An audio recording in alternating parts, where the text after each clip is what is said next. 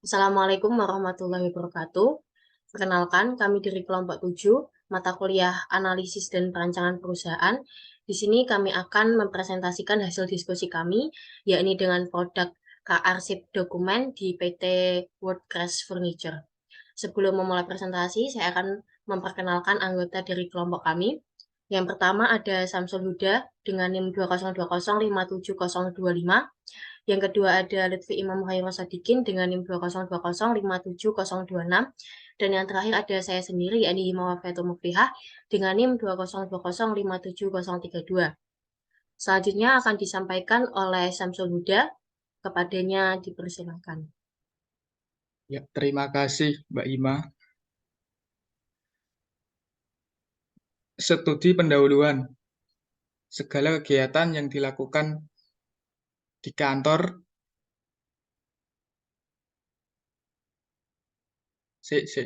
baleni. Studi pendahuluan. Segala kegiatan yang dilakukan di kantor memerlukan informasi dan data-data. Sumber data yang biasanya digunakan berasal dari arsip. Beragam usaha dapat dilaksanakan dalam pengelolaan arsip yang tepat pada masing-masing lembaga. Arsip perlu dikelola dengan baik agar membantu tercapainya tujuan lembaga. Apabila penataan arsip kurang optimal, pekerjaan petugas akan terhambat karena bisa memperpanjang waktu dalam melakukan pencarian dokumen penting yang dibutuhkan. Berdasarkan permasalahan tersebut, PT WordCare Tuner memproduksi rak arsip dokumen yang bertujuan untuk membantu pengelola penataan arsip di perkantoran swasta atau pemerintah. Next. Berikut nama perusahaan. PT WordCare Tuner merupakan sebuah perusahaan yang bergerak di bidang furnitur. Produksi yang dihasilkan. Produk unggulan dari PT WordCare Furnitur adalah rak arsip berbahan dasar kayu yang telah diinovasikan sesuai dengan tren yang ada. Visi dari perusahaan kami menjadi perusahaan perlengkapan kantor terbesar di Indonesia. Dan misi perusahaan kami, satu, menciptakan merek furnitur Indonesia yang diakui secara nasional atau SNI. Yang kedua, mempertahankan jenis, kualitas produk, dan nilai produk. Yang ketiga, memegang teguh moto perusahaan kami.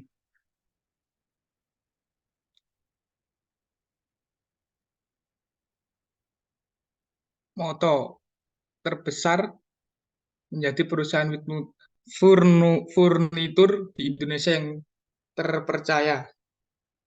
Terdepan, berinovasi menciptakan produk yang praktis dan berkualitas. Terjangkau, jaminan harga yang ringan di kantong.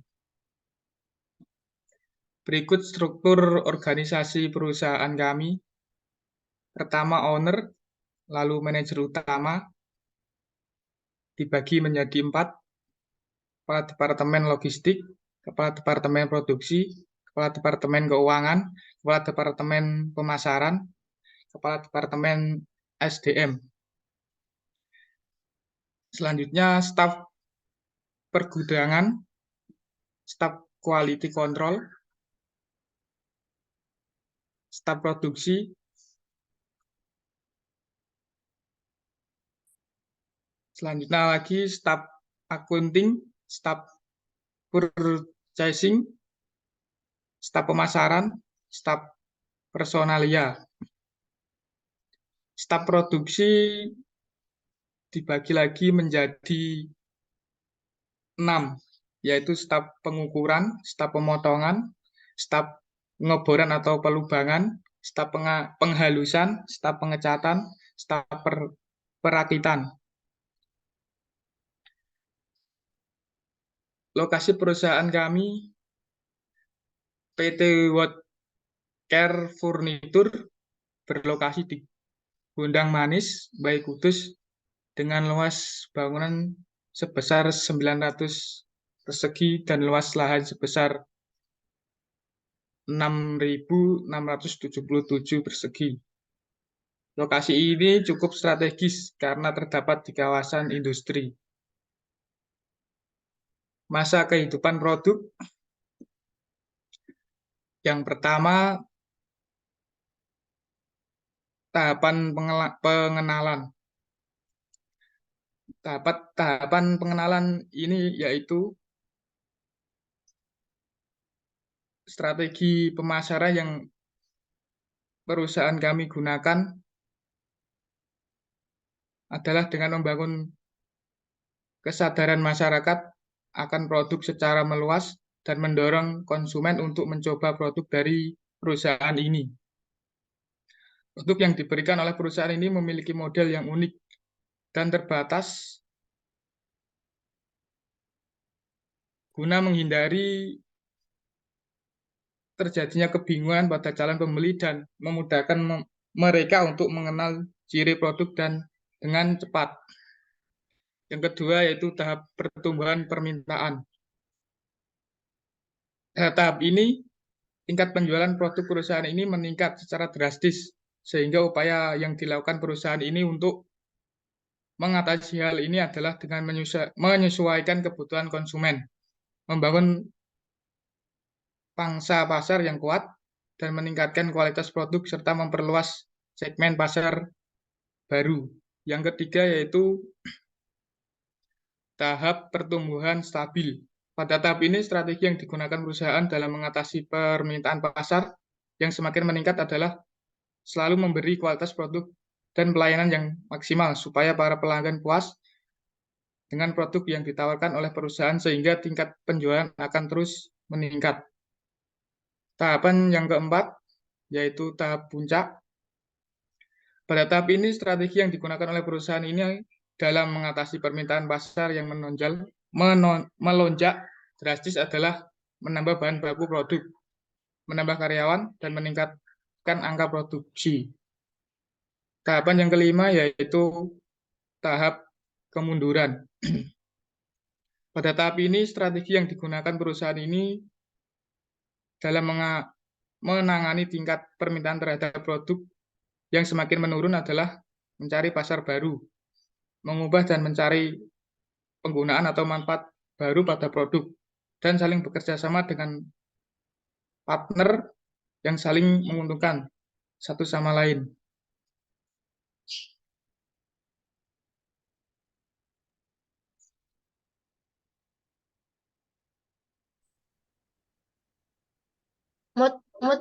Sol.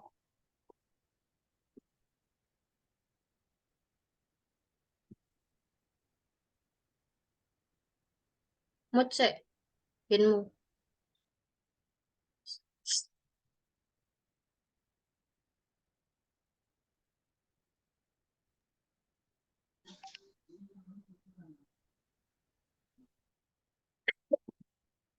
Baik, selanjutnya adalah segmentasi pasar. Di segmentasi pasar kami melakukan Baik, selanjutnya adalah segmentasi pasar. Di sini, di segmentasi pasar ada 4 faktor yang menunjang, yaitu yang pertama ada faktor geografis, yang kedua ada faktor psikografis, yang ketiga ada faktor demografis, dan yang keempat ada faktor perilaku. Di faktor geografi sendiri, sasaran pasar kami ada di 5 kabupaten, yakni di Kabupaten Kudus dengan luas wilayah sebesar 4.425,10 km persegi dengan jumlah penduduk yakni 856.472.000. Kemudian di Kabupaten Demak dengan luas wilayah sebesar 900,10 km persegi dengan jumlah penduduk sasaran kami yakni ada 1.203.956.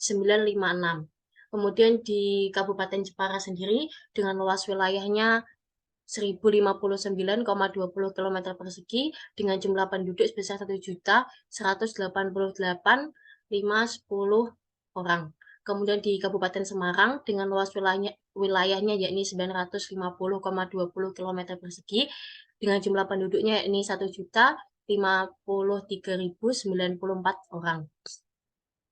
Kemudian di Kabupaten kemudian di Kota Semarang dengan luas wilayahnya yakni 373,80 km persegi dengan jumlah penduduknya yakni 1.688.981 orang. Kemudian yang kedua yakni faktor psikografis, yakni dengan nama produk kami yakni arsip dokumen dan analisis di faktor psikografis kami. Yang pertama ada gaya hidup, yakni sesuai dengan fungsi. Kemudian kepribadian, yakni kepribadian sasaran kami, yakni rapi dan estetik. Kemudian dimotivasi membeli, yakni menyimpan dokumen pada satu tempat agar aman dan rapi. Kemudian persepsinya untuk membuat dokumen tersimpan rapi sehingga mudah dicari ketika dibutuhkan. Kemudian minat dan ketertarikan dari sasaran kami, yakni bentuk menarik dan fungsional, serta memiliki kualitas yang awet. Kemudian di faktor demografis kami yakni di 5 kota dan kabupaten sasaran. Yang pertama ada di Kabupaten Kudus dengan kisaran laki-laki usia 18 sampai 60 tahun dan perempuan usia 18 sampai 60 tahun.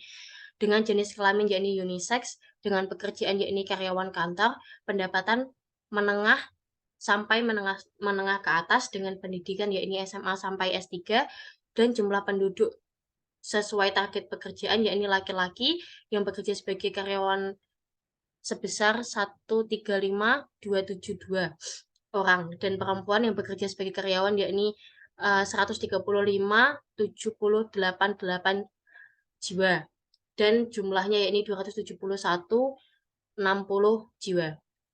Kemudian di Kabupaten Demak, yakni dengan usia laki-laki dan perempuan kisaran 18 sampai 60 tahun dengan jenis kelamin unisex, pekerjaan karyawan kantor, pendapatannya menengah sampai menengah ke atas, pendidikannya SMA sampai S3 dengan target jumlah penduduk laki-laki 153.752 jiwa dan perempuan 140.182 jiwa dan jumlah totalnya yakni 278.804 jiwa. Kemudian di Kabupaten Jepara dengan jumlah penduduk sesuai target yakni yang laki-laki 188.754 jiwa dan perempuan 125.052 jiwa dengan jumlahnya yakni 313.806 jiwa. Kemudian di Kabupaten Semarang dengan jumlah penduduk sesuai target pekerjaan yang laki-laki 141.380 jiwa dan yang perempuan 122,788 jiwa dan dengan totalnya yakni 264.168 jiwa. Dan yang terakhir ini di Kota Semarang dengan jumlah penduduk laki-laki sasaran kami yakni berjumlah 326.287 jiwa dan yang perempuan yakni 246.10 jiwa dan totalnya ini 572.297 jiwa. Pada intinya di faktor demografis ini sasaran kami yakni laki-laki dan perempuan usia 18 sampai 60 tahun di Kabupaten Kudus, Kabupaten Demak, Kabupaten Jepara, Kabupaten Semarang dan Kota Semarang dengan jenis kelaminnya yakni unisex dengan pekerjaan sasaran kami yakni karyawan kantor dan pendapatannya kisaran menengah sampai menengah ke atas di pendidikan SMA sampai S3. Kemudian di faktor perilaku sasaran kami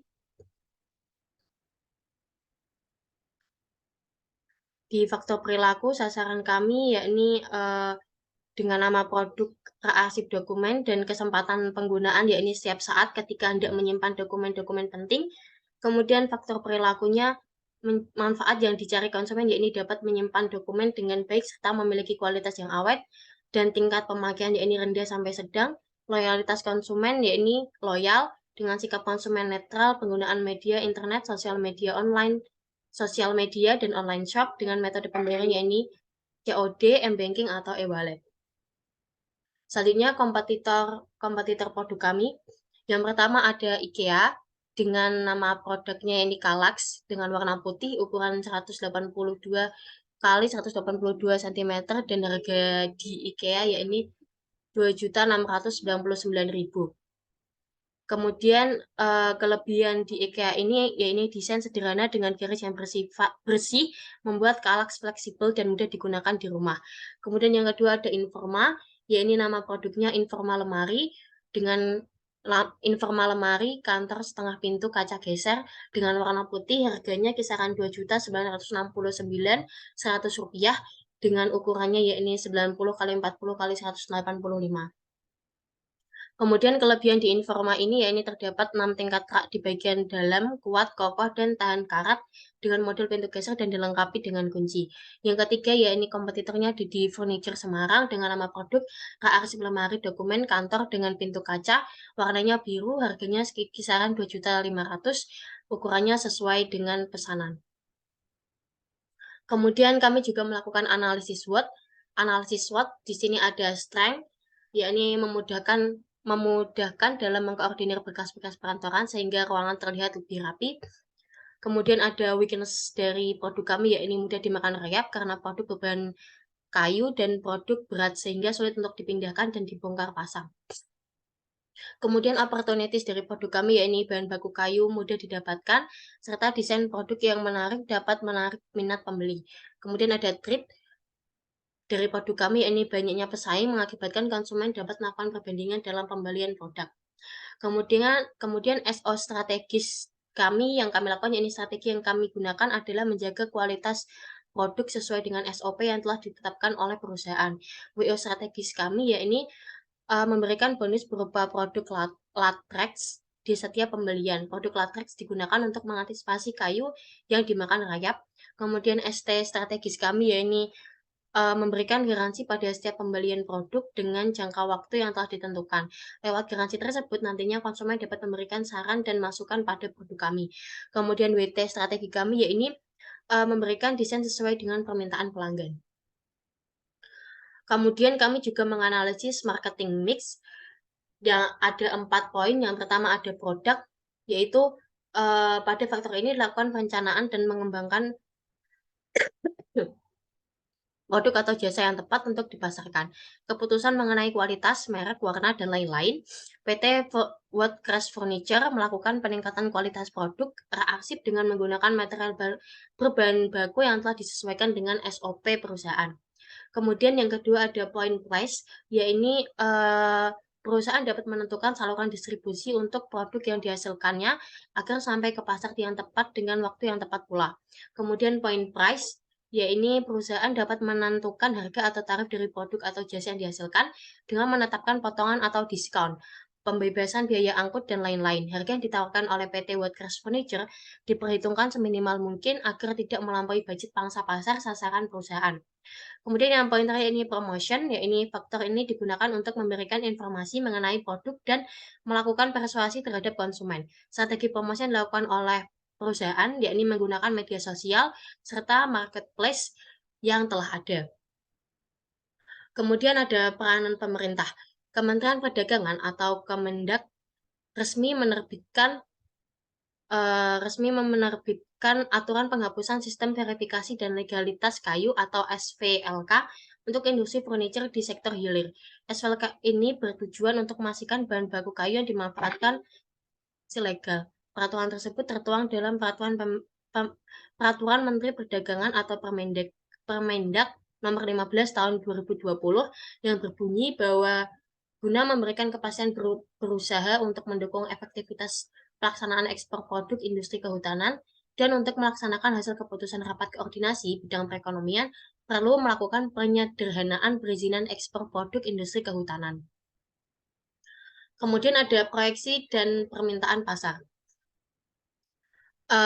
Di proyeksi dan permintaan pasar ini sangat erat hubungannya dengan forecasting atau peramalan.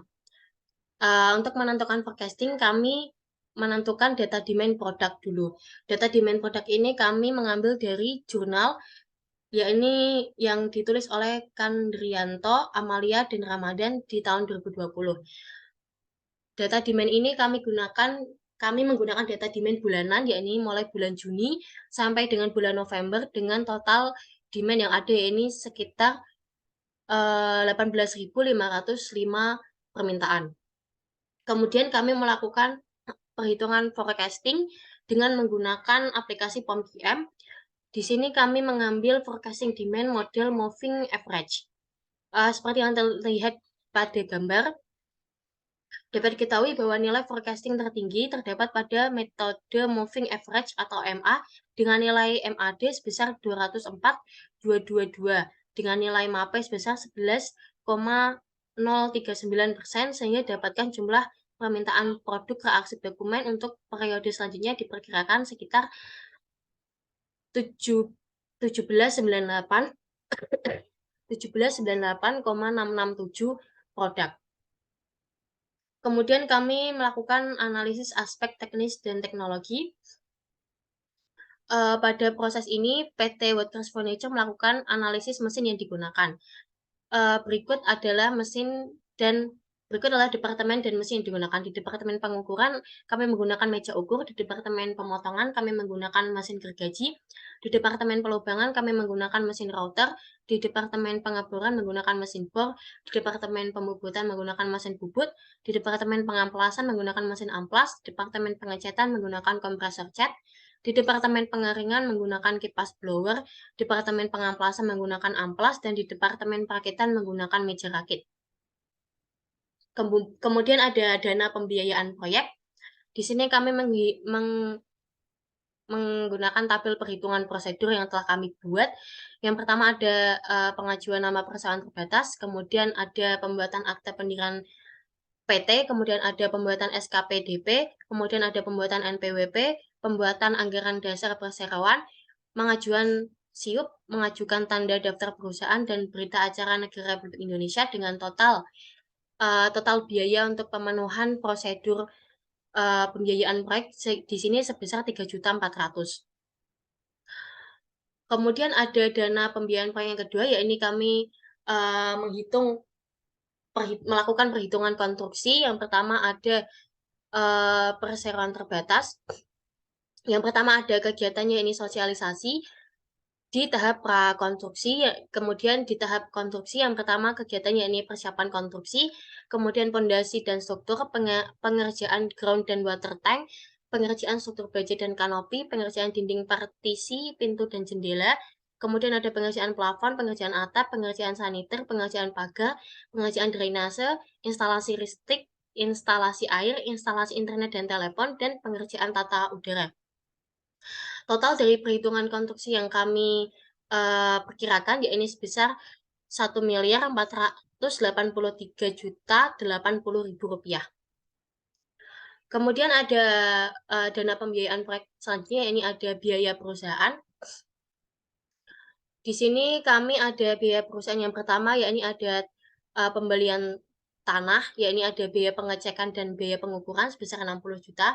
Kemudian di biaya dampak ada sosialisasi dan biaya sapi tank ada 120 juta. Kemudian di bangunan ini ada sekitar 642.500.000 rupiah.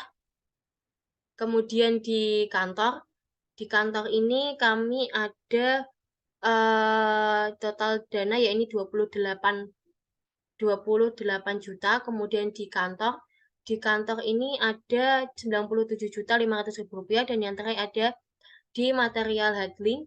Di sini sekitar 672.500.000 rupiah, dan yang terakhir yakni di kendaraan sebesar 2 miliar, dengan total biaya perusahaan kami adalah 2.768 juta. Oke, selanjutnya akan disampaikan oleh Lutfi. Terima kasih Mbak Ima. Berikutnya adalah sumber pembiayaan proyek. Sumber pembiayaan proyek di sini terdapat 4, yaitu modal sendiri, penjualan saham, laba penjualan, dan hutang bank. Untuk modal penjualan sendiri, PT Woodcraft Furniture ini menggunakan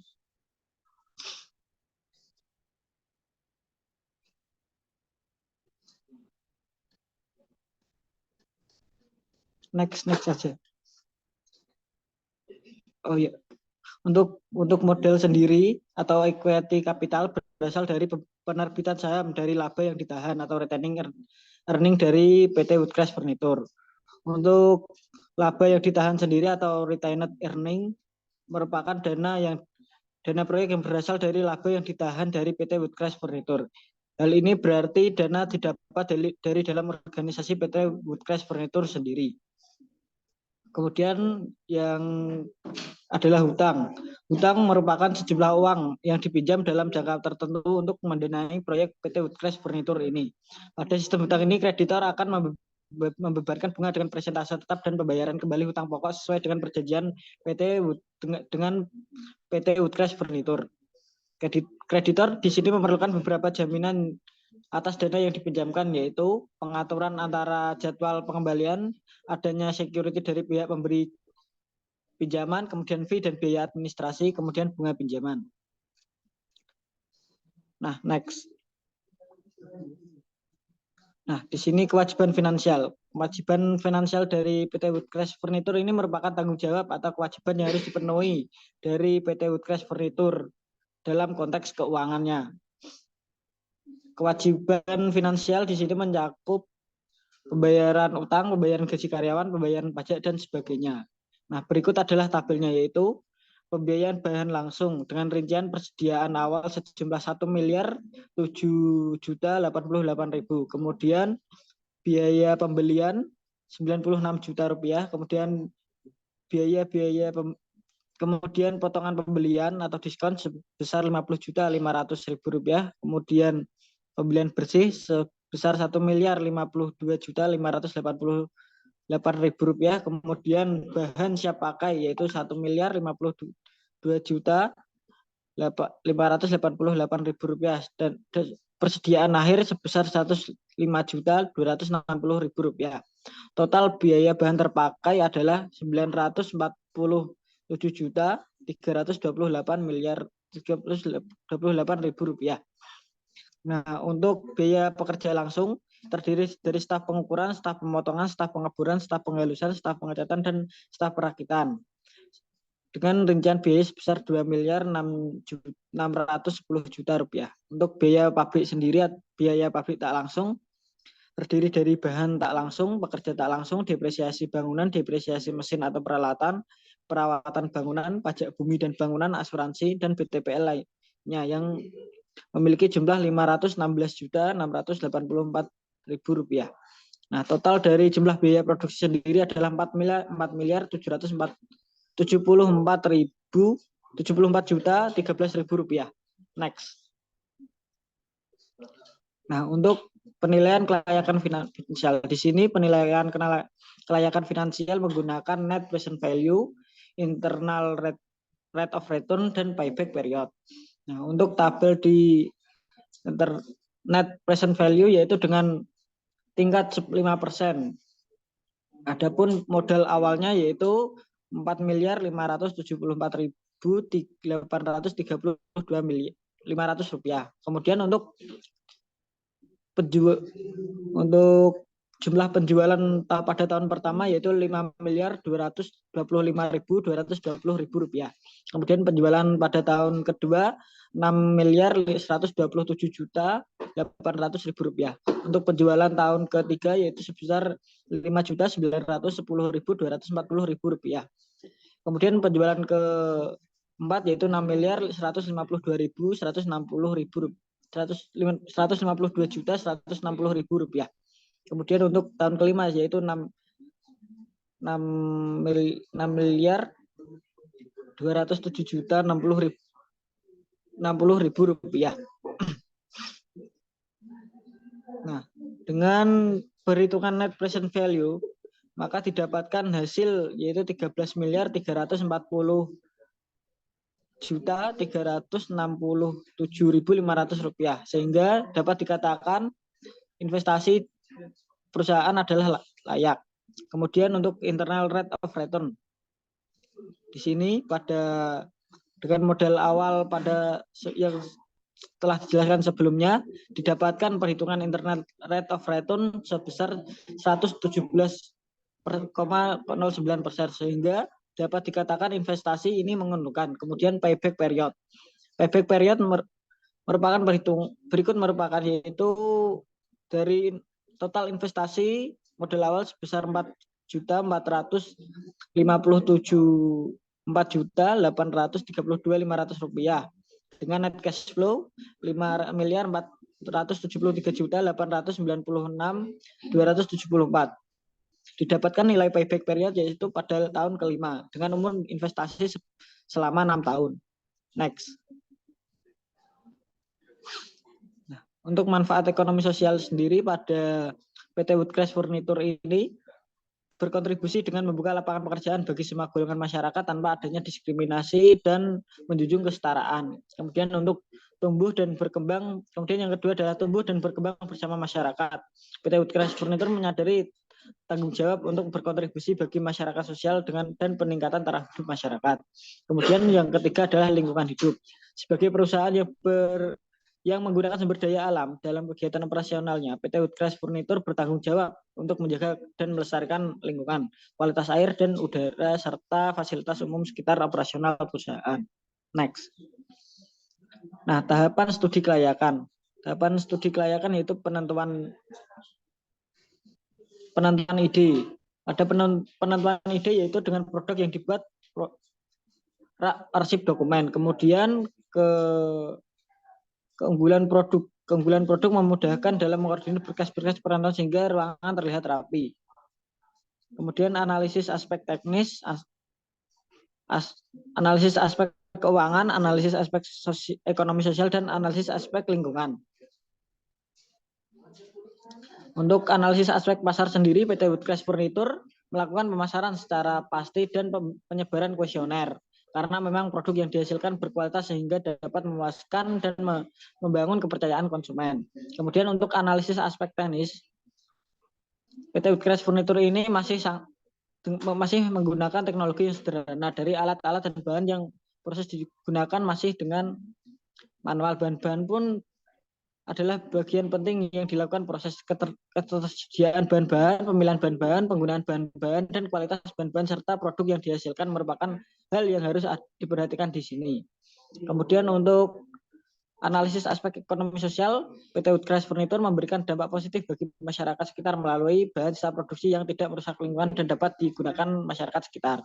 Kemudian untuk aspek lingkungan sendiri, PT Woodcraft Furniture ini tidak terlalu berbahaya karena komponen utamanya kayu sehingga tidak ada limbah berbahaya yang ditimbulkan untuk proses pembuatan produk mebel ini. Next. Nah, untuk selanjutnya adalah AMDAL. Dalam pembuatan suatu furniture melalui 3 tahap, yaitu persiapan bahan baku, proses produksi, dan penyelesaian finishing. Limbah yang dihasilkan dalam aktivitas mebel sebagian besar yaitu limbah padat berupa serpihan-serpihan kulit kayu, potongan-potongan kayu kecil, dan serbuk kayu. Penanganan terhadap limbah PT Woodcraft Furniture adalah sebagai berikut. Pertama, serbuk gergaji bisa dibuat menjadi polywood, MDF, dan lembaran lain. Ranting pohon dan kulit pohon ini digunakan sebagai bahan membuat kesenian maupun mainan anak-anak sehingga pemanfaatan produk serbuk gergaji, kulit pohon, batang pohon, dan serpihan kayu tidak lagi merugikan tetapi juga mempunyai harga nilai jual yang tinggi. Kemudian untuk hasil dari pengetaman, mempunyai bentuk lebar namun tipis. Manfaat untuk limbah ini selain dapat digunakan sebagai bahan bakar bata dan genteng, juga dapat sebagai bahan pembuatan produk pupuk kompos. Kemudian debu kayu dan zat kimia. Debu kayu dapat dimanfaatkan sebagai bahan pembuatan debu, sedangkan zat kimia dapat diolah sebelum dibuang. Next. Kebutuhan bahan baku. Bahan baku utama dari produk arsip dokumen PT Woodcraft Furniture adalah kayu. Sedangkan untuk bahan baku pendukung pada produk arsip dokumen PT Woodcraft Furniture adalah kaca. Next. Nah, untuk manajemen proyek sendiri, tujuan manajemen proyek sendiri merupakan proses perencanaan, pengorganisasian, pengendalian, dan pengawasan dari awal hingga selesainya proyek pembangunan. Adapun sumber daya yang dibutuhkan yaitu untuk mandor terdiri dari 5 orang, pekerja 50 orang, tukang besi 25 orang, tukang batu 15 orang, tukang kayu 25 orang, operator alat 10 orang, dan jumlah sehingga dapat diketahui jumlah keseluruhan adalah 130 orang. Dengan 130 orang tersebut, PT Woodcraft Furniture ini direncanakan dapat selesai dalam waktu 5 bulan, yaitu dari bulan Maret sampai bulan Juli. Adapun pada pekerjaan galian dan urugan selama 21 hari direncanakan pada bulan Maret minggu pertama sampai minggu ketiga. Kemudian untuk pengerjaan struktur baja dimulai dari pada bulan Maret minggu kedua sampai bulan April sampai Maret minggu keempat. Kemudian pada pengerjaan fondasi beton dimulai dari bulan Maret minggu keempat sampai April minggu kedua. Untuk pekerjaan pemasangan dinding dimulai dari April minggu ketiga sampai Mei minggu pertama. Untuk pekerjaan pemasangan atap dan pintu dan jendela dimulai dari bulan Mei minggu kedua dan sampai minggu ketiga. Dan akhir pekerjaan yaitu di pekerjaan pagar keliling rumah yang pada bulan Juli minggu ketiga sampai minggu kelima. Next. Nah, untuk manajemen operasional sendiri, pada PT Woodcraft Furniture membagi lingkupnya menjadi 3, yaitu sistem informasi produksi, sistem informasi pengendalian produksi, dan perencanaan sistem produksi. Sistem informasi produksi sendiri pada PT Woodcraft Furniture dibagi menjadi 3 lagi, yaitu perencanaan produksi yang meliputi penelitian tentang produk yang disukai konsumen. Dalam penelitian produksi ini terdapat pengembangan dalam produksi yang merupakan penelitian terhadap produk yang telah ada. Kemudian yang kedua adalah perencanaan lokasi dan tata letak. Kemudian yang ketiga adalah perencanaan kapasitas produksi. Untuk pengendalian produksi sendiri meliputi pengendalian proses produksi, pengendalian bahan baku, pengendalian bahan produksi, pengendalian kualitas, dan pemeliharaan. Untuk perencanaan sistem produksi sendiri terdiri dari struktur organisasi, skema di atas persediaan. Ya. Sekian presentasi dari kami. Apabila kesalahan atau kata mohon maaf. Terima kasih.